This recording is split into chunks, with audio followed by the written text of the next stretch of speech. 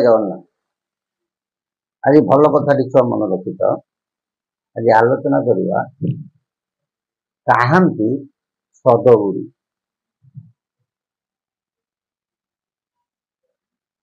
कहांती सदगुरु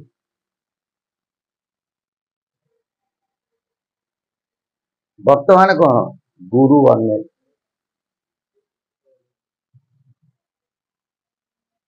गुरु अनेक ठाकुर अभिनव सुंदर कहती गुरु होइबे पण पण शिष्य नथिबे एक जन। वर्तमान गुरु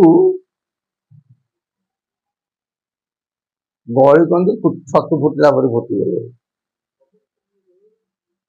ये कौन टी अनुभव नहीं शुणा शुणी वर्तमान अनेक गुरु कुआ कही अनेक गुरु पढ़ापढ़ी अनेक गुरु। ठाकुर अभिराम परमहंस कहती कहे अभिराम भाई अनुभव गोटी सत्य मन अनुभववादी गुरु ही सत्य। तमर मत आसपे 24 उद्धव 24 गुरु करते ना नहीं भागवत कही प्रमाण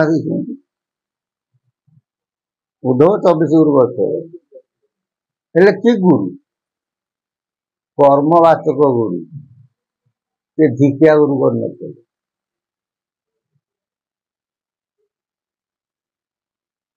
समस्त ठारू से कर्म कौन जीवन रे सब आहरण कर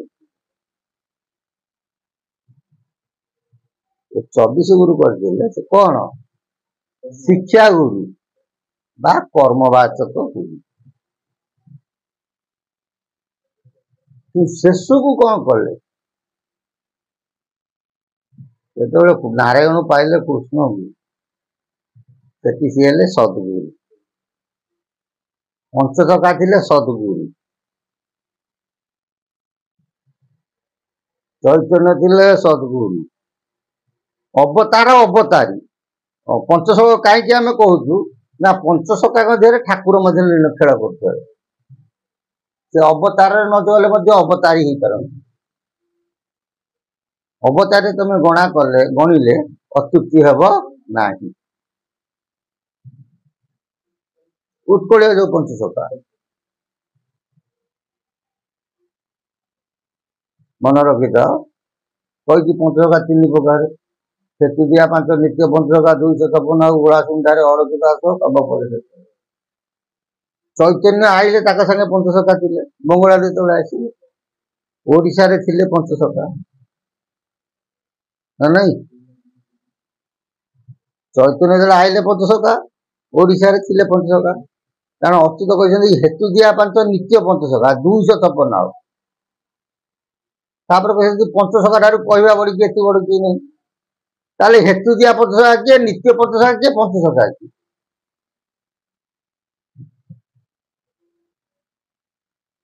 हेतु दिया अच्युत नित्य अच्युत अच्युत हेतु दिया अनंत नित्य अनंत अनंत कारण सब 3 आसे आम कहूँ तुम शिवकल्प शास्त्र पढ़ नवघंट निर्घट लिखा को पंचसखा किए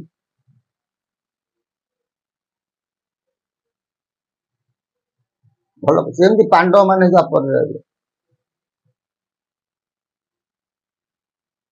पांडव मान जो द्वापर रहिले से ये जो आमर थे दाम सुदाम मधुमंगल ये सब थे शिवस्थ ये थे पंचसखा 5 पांडव थे पंचसखा कारण अच्युत कहते पांडवों भितर सी किए थे सी प्रमाण देते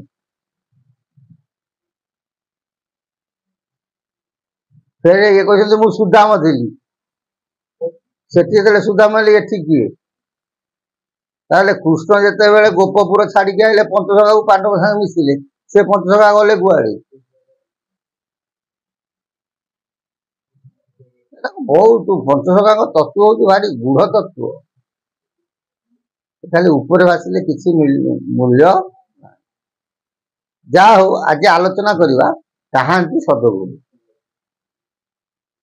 ଉଦ୍ଧବ 24 ଗୁରୁ ଯୋଉ କରିଥିଲେ ସେ କର୍ମ ରୂପକ ଗୁରୁ କରିଥିଲେ ବା କର୍ମବାଚକ ଗୁରୁ କରିଥିଲେ। ସେମାନଙ୍କ ଠାରୁ କର୍ମ ବିଷୟରେ ସବୁ ଶିକ୍ଷା ଲାଭ କରିଥିଲେ। ଶେଷକୁ ସଦ୍ଗୁରୁଙ୍କ ପାଖେ କଣ ହେଲେ ଯାଇକି ପହଞ୍ଚିଗଲେ। ସଦ୍ଗୁରୁ ବୋଲନ୍ତି କିଏ? ସେ ସ୍ୱୟଂ ନାରାୟଣ ବା ପୂର୍ଣ୍ଣ ବ୍ରହ୍ମ ତତ୍ତ୍ୱଜ୍ଞାନୀ। ତାହେଲେ ଗୁରୁ କିଏ? ନା ଗୁକାର ଗୁଣ ବର୍ଜିତ ରୁକାର ରୂପ ବର୍ଜିତ ଗୁଣ ରୂପ ଦ୍ୱୟୋର ନାସ୍ତି ତସ୍ମୈ ଶ୍ରୀ ଗୁରବେ ନମଃ।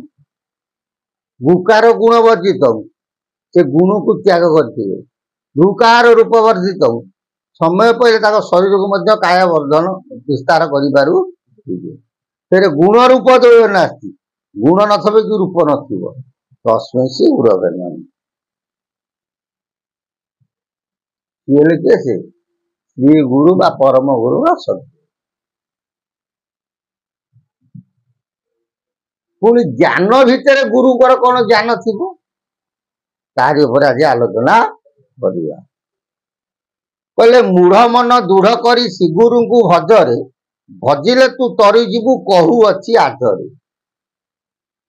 କହିଲେ ମୂଢ ମନ ତୁ ଦୃଢ କରିକି ଶ୍ରୀଗୁରୁଙ୍କ ଚରଣରେ କଣ ଆଶ୍ରୟ ନେ ଏ ଭବ ସଂସାରରୁ ତରି ଯିବୁ। ଗୁରୁ ଅଟେ ବେନିକ୍ଷର ଚାରି ଥାଇ ତାତଳର ଚାରି ଜ୍ଞାନ ଚାରି ରୂପ ନିରନ୍ତରେ ଖୋଜରେ। ଯିଏ କହୁଛନ୍ତି ସଦ୍ଗୁରୁ ତାଙ୍କୁ ଯାଇକି ହେ ଭକ୍ତ ବୋଲି ତ ଦେଖ ଅନୁଭବ କର।